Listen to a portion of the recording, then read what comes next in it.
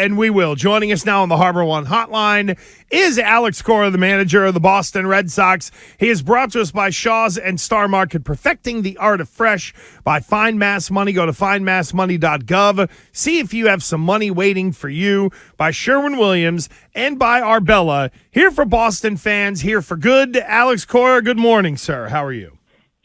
Good morning, guys. I'm doing well. How are you guys doing? We're okay. We will give you a little fantasy football breakdown here at the end because I know we talked about it last time. So I looked at his team. It's interesting. I like his team. I'll just leave it at that. It was very interesting last week. You know, top score, 1-0. I don't know. Ooh, I like him, it. Humble brag. I do, but obviously Alex knows No, we got to. Go ahead. Yeah, at the end, you guys break it down. We want to know. That's right. I was gonna say because we got to talk some baseball with you, and boy, I will say one thing: the consistent thing with your team is they have taken you on a roller coaster ride, and we're back down, unfortunately, into one of the dips once again, just in terms of kind of what's going on, Alex. A lot of people were really upset online, as you could imagine, with the Verdugo at-bat, walk the bases loaded. He goes up there swinging away. Do you understand the frustrations of people right now on the outside, Alex? 100%. You know, right now we're tied in last place, and that's not acceptable, right? We work so hard in the off season and during the season to be better than this, and you know, at the end of the day, that standing in the Green Monster is what people look at, right? And right now we're tied with the Yankees for last place, and you know, we haven't been good. We've been very consistently inconsistent, right? We win, you know, a bunch of them, then we lose a bunch of them. You know, I don't think we're playing bad right now. I think, you know, yesterday was more about the at-bats, obviously, with men in scoring position. I think we went 0 for 19, and we struck out 10 times. Since the Tampa series, I believe we have 85 at-bats with men in scoring position. We have struck out 34 times. And when you don't put the ball in play, when you don't hit it forward, you know, it's hard to score. You know, you can not only rely on the long ball, you got to do other things to score runs, you know, and the last 8, you know, since the start of the Tampa series, we have struggled offensively. So I know, like, you know, just back to the Verdugo thing real quick to put that to bed. You give guys the green light. Do you ever give a guy like the red light, like don't do anything? Is that part of the practice? We talk about it, but now that's a middle pitch against a guy that is really, really good. And yeah, you know, he walked 3, but if you look at the track record, Alex against him, he's been great, right? I think it was like 2 for 3 with 3 walks. Just try to do too much a little bit. If you look at mechanically, he flew open and he topped it. You know, Gleyber made a great play, but like I said yesterday, you know, that's a middle pitch, you know, and obviously Alex is a good hitter. It just happens that he hit into a double play. But from my end, you know, he understands the game. He knows what he needs to do, and at that point, you know, like the guy was in trouble. So what he's going to do when he's in trouble? Throw strikes, right? And he threw a middle pitch. So it just, the outcome wasn't the one we wanted. And obviously, you know, people are going to talk about the 3 walks, but if he would have hit a double or a single in that one, I bet everybody was like, great, you know, way to go, Doogie, way to be aggressive. So I have no issues with the swing. It just happened that the outcome wasn't the one we wanted.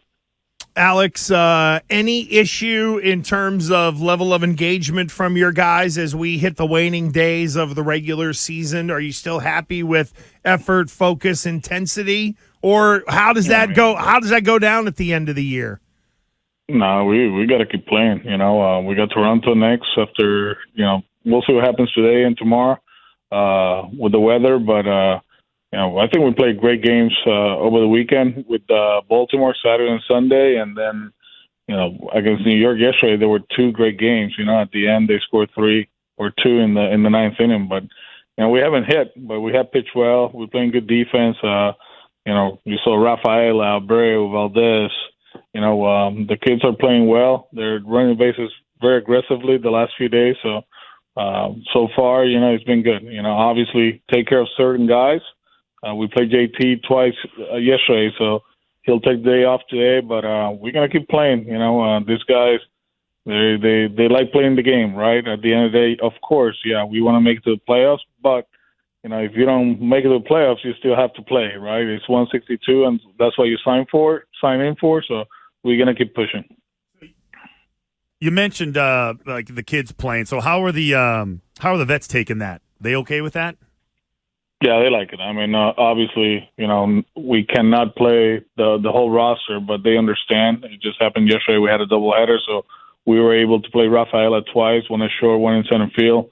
He'll play center field again today. Abreu will be out there. So, we'll make some match. There's a few guys that have been grinding through a few things, physically, mechanically. So we'll take care of them. We'll give them their at-bats, but at the same time, when you're out of the playoff picture, you start thinking about the future, right? And just having these guys here, Urias is going to play, and Abreu. I mean, he's been one of our best players the last 10 days, not only offensively but defensively. We're getting at bats, and obviously Sedan. We'll find ways to play him at short, second, and center. You mentioned Rafaela. Were you aware that, according to, I think it's like Sox Stats or Sox Notes or something like that, I think J.P. Long might have had this, that the only guy to play both ends of a doubleheader in center and at short, you got to go all the way back to, I think it's like 1964 that happened. I didn't even know if you were aware of that. No, I wasn't. I was aware that we had a good player playing shortstop the first day at first game, and then a good player playing center field. And this kid, obviously, as you guys know, and we talk about it throughout the season, we got to be careful about expectations here.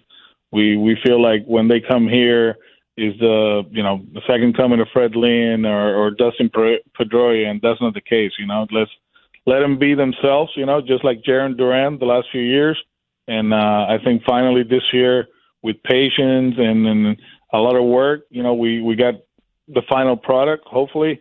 The same thing with Christian Casas, right? Like, we were very patient with him early on, and right now he's having a great season. And it's the same thing with Abreu, same thing with Valdez, same thing with Rafaela.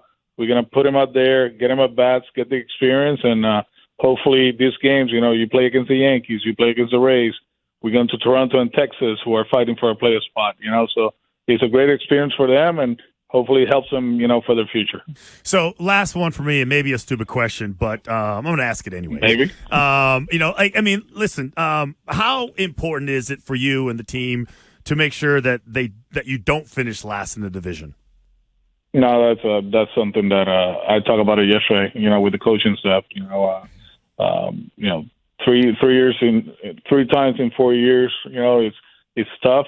Obviously, we know that the future is looking bright here, with the young kids. We played game one yesterday with Casas at first, Valdez at second, Rafael is short, Abreu in the outfield. Massa is still a rookie, quote unquote, right? Wong is a young player behind the plate. Rafi is only 26. But at the same time, it's important for us to play good baseball the rest of the season. That's something we've been talking about it. Like we talked earlier, the effort is good, but I'm not saying finishing last is not acceptable, but you know what I mean. Like we got to be better than that. So, I mean, we playing over 500 is important, and that's something that as a staff and the front office knows how I feel about this. We have to keep pushing if we have to make moves, because guys are banged up or they're not performing. We have to do it, to put the best roster possible on a nightly basis is important for me, for us, and we're going to keep trying to put, teaching the game, help these guys to be successful, and at the same time win ball games. Alex, is there any worry, anxiousness, trepidation about your job moving forward? No, man. When the season is over, we'll have our press conference and go home and be ready for next year. All right, our Sherwin-Williams question of the week is from Ryan Smith at Vaz Construction in New Bedford. Alex, what do you consider this 2023 team's strengths and weaknesses? The offense was good. The bullpen was good. Rotation, solid, but short. You know what I mean? Like as far as like innings, we didn't get enough from them, and then our weaknesses was the defense. All right. Oh, by the way, Sherwin-Williams Pro Plus is an exclusive program of pro-level services designed to help you manage and grow your paint business. Unlock the pro advantage at swproplus.com today. All right, now we got to get to the Alex Cora multiple owner fantasy team. I mean, let's go break it down, because I'm not a big fantasy football guy, Alex. They tease me all the time about this. I just don't have the patience for it, and I like living in the real world. You know what? You're gonna start talking about players. I don't even know my players. That's for Kyle Hudson and Andy Fox. They drafted it.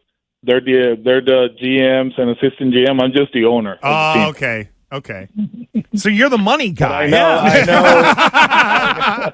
You put up all the cash. I know we ended up with the top score because that last it was Jets and Bills, and we had the Jets defense, and I guess we scored at the end, right? Like it was a special teams touchdown. Yeah, the punt return at the end. So we got a few points, and that's how we ended up finishing with the top score of the week. Now, I will say this in sort of looking at your roster, right? Like you got Josh Allen, a quarterback, and then you got a group of wide receivers in Tyler Lockett, Mike Evans, Adam Thielen is in there, Brandon Cooks, Tyler Boyd. I think you probably could trade a wide receiver. You had Brandon Ayuk as well. I would say it's a little light at tight end. And if everybody stays upright, your backfield of Josh Jacobs and Saquon Barkley could be really what carries you, Alex Cora, to a lot of riches and a championship crown. Or it will be the ultimate demise of you if both those running backs get hurt, which they have done in the past. But otherwise, you know what? As an owner, Alex, you've done a good job of hiring people to put together a pretty decent roster. I let them know. Hey, this morning I'm checking the emails about the game and the defense, the real stuff, what really matters, from the series. And I'm getting all these emails about waiver claims. And I'm like, what is this? I didn't sign up for this. I used to play fantasy football back in the day. I was locked in. And this year they asked me, hey, you want to join? I was like, I'll join, but I'll hire my people. And Kyle Hudson, who's our first base coach, and Andy Fox, who's our quality control guy, they did a good job. They're very happy with the result of the game one, but it's only game one, week one. So we'll see. It's a long season. I think you're going to be okay. Alex Cora, thank you for the time. We appreciate it. We will catch you next week. Okay, perfect. Have a great week. You too. Thanks, Alex. There goes Alex Cora on the Harbor One Hotline.